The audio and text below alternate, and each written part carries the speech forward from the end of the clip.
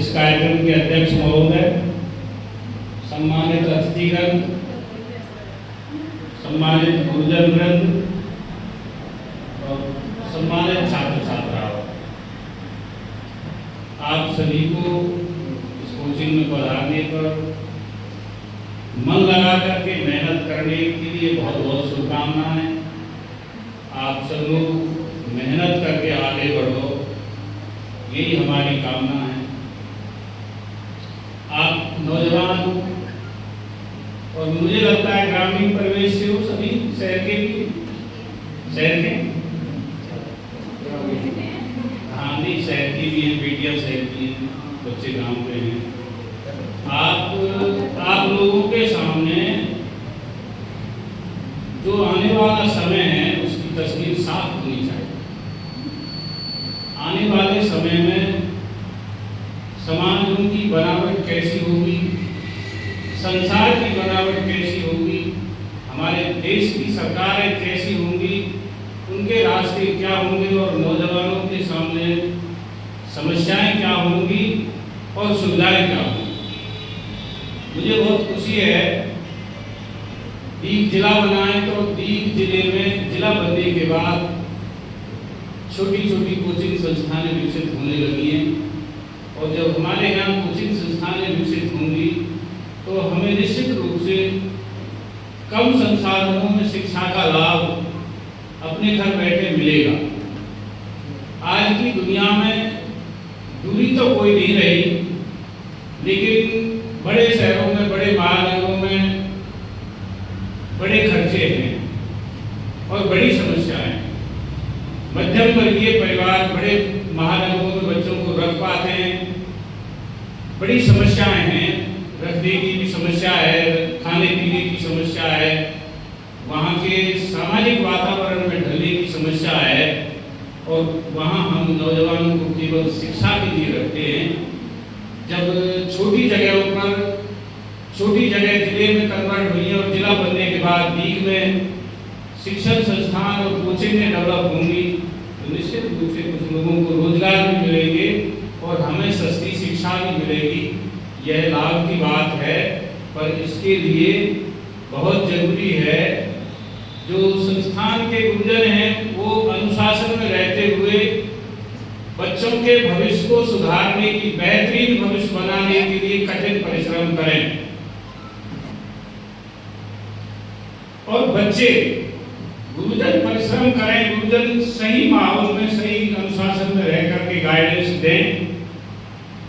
उसके बाद सब कुछ डिपेंड करता है बच्चों पर। आप लोग क्या ग्रहण करना चाहते हो कि केवल आज जो कुछ है संसार में वो सब मनुष्य के लिए है और विज्ञान ने आज तरक्की की है, लेकिन विज्ञान की जो टेक्नोलॉजी डेवलप हुई है उसका लाभ गरीब व्यक्ति तक, मध्यम परिवारों तक कैसे पहुंचे, ये बहुत बड़ी समस्या है। आने वाले समय में नौकरियां सबसे बड़ा संकट है, नौकरियां आसान नहीं रही। आज बच्चों की एजुकेशन क्वालिटी इतनी डेवलप हो गई कि किसी बच्चे का 1 नंबर कटता है 100 में से तो वो ये सोचता है मेरा 1 नंबर कैसे कटा। जब छात्र थे तो पास होना ही एक कला थी। पास हो गए बहुत अच्छी बात है, 10वीं पास कर ली बहुत बड़ी तोप चला दी। हाँ बेटा 10वीं पास, 50 में से 5-6 लड़के 10वीं पास करते थे, लेकिन शिक्षा का मूल्य बहुत था। सरकारी सर्विसें बहुत थी, शिक्षा ग्रहण करने वाले छात्रों का प्रतिशत बहुत कम था, शिक्षा का स्तर कमजोर था, नैतिक स्तर बहुत अच्छा, स्वास्थ्य और नैतिक स्तर, चारित्रिक स्तर बहुत ऊंचा था, लेकिन शिक्षा का स्तर बहुत कमजोर था। लेकिन रोजगार बहुत थे, इसलिए उस कमजोर शिक्षा से भी लोगों ने खुशहाली की तरफ कदम बढ़ाए। आज बहुत मजबूत शिक्षा, 100 में से 98 नंबर आ रहे हैं तो छात्र फांसी लगाने के लिए भगता है, मेरे 2 नंबर कहाँ कटे बताओ मुझे। एक नकारात्मक माहौल है, मैं सफल नहीं हुआ तो कैसे जीऊंगा, एक हीन भावना हुई है।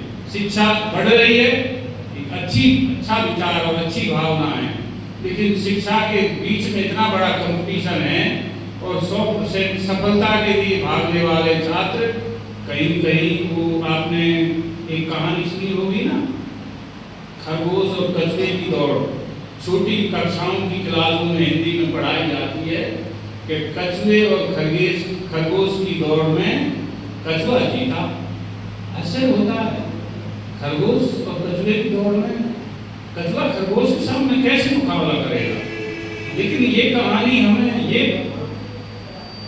इस बात के लिए प्रेरित करती है कि किसी की इम्यूनिटी पावर कमजोर हो, किसी की याद करने की क्षमता कमजोर हो, कैचिंग पावर कमजोर हो, लेकिन जिसकी मेहनत करने की निरंतर जिज्ञासा है, संकल्प है जिसका निरंतर मेहनत करके आगे बढ़ने का, तो जीवन में हर परिस्थिति में सफलता का रास्ता निकाला जा सकता है। और जो खरगोश वाली दौड़ है उसमें वो शामिल हैं जो एकदम तेज गति से, जिनकी कैचिंग पावर बहुत हाई फाई है, जिनकी इम्यूनिटी पावर जोरदार है, तो तमाम तरह के नशाओं को भी झेल करके मजबूत रहते हैं, तमाम तरह के बैड एलिमेंट्सों के साथ रहने के बावजूद मजबूत रहते हैं। तो कहते हैं हम तो बहुत मजबूत थे। वो खरगोश दौड़ है, वो हमेशा जिंदगी की दौड़ में हार जाते हैं। ज़्यादा संभावना उनके हारने की और अपने परिवार को बिखेरने की रहती है। तो मैं बेटा और बेटी सभी, मैं आप सब लोगों से यही आग्रह करूँगा कि हमारा टीम बेहतरीन टीम बने। आने वाले 50 साल में समाज कैसे होंगे, हमारा क्या स्थान होगा, हमें अच्छे रोजगार कैसे मिलेंगे, हम समाज में एक बेहतरीन समाज कैसे बनाएंगे जिसमें गरीब अमीर का भेद कम हो, जिसमें ऊंच नीच की खाई खत्म हो, खुशहाल जिंदगी जिए, हम एक दूसरे का सम्मान करें और हमारे रोजगार के संसाधन मजबूत हों। हमारे अनुशासन के साथ, अनुशासन, धैर्य और विज्ञान और तकनीकी की शिक्षा के साथ साथ हम अपने आप को, अपने क्षेत्र को, अपने आप को, सबको मजबूत करें। इस बात के लिए हमें निरंतर प्रयास करना चाहिए। जिन छात्रों ने अच्छे मार्क्स ला करके कंपटीशनों में सफलता हासिल की है उनके लिए बहुत बहुत बधाई।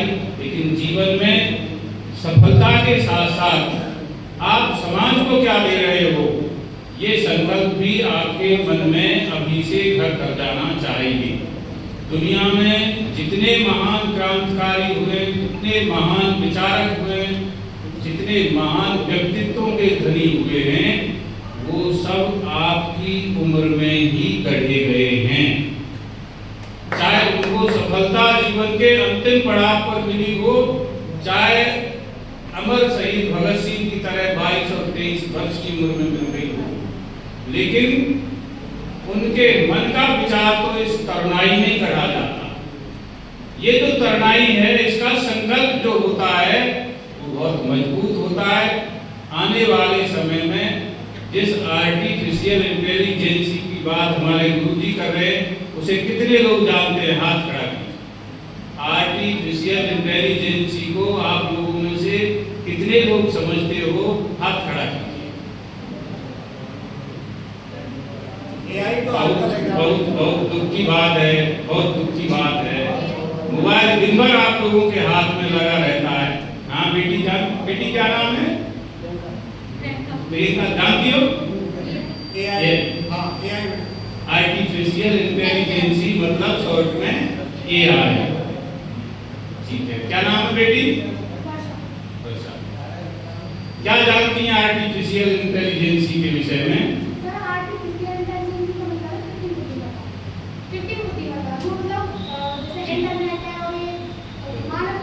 धन्यवाद, सही उत्तर दिया आपको बेटी। कृत्रिम बुद्धिमत्ता मतलब कृत्रिम बुद्धिमत्ता को समझ गए ना? विज्ञान के द्वारा बना